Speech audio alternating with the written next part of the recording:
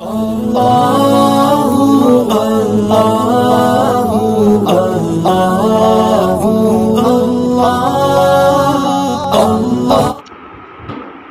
علیکم ورحمۃ اللہ وبرکاتہ۔ محترم ناظرین، کیسے ہیں آپ؟ خیریت ہے؟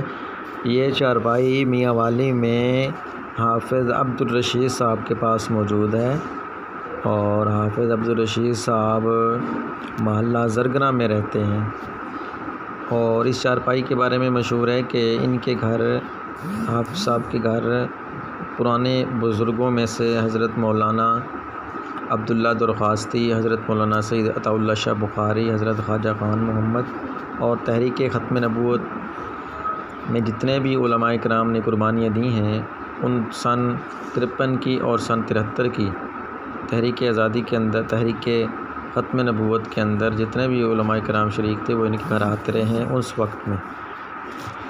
اللہ تعالی ہمیں بھی ختم نبوت کے لیے کام کرنے کی توفیق عطا فرمائے۔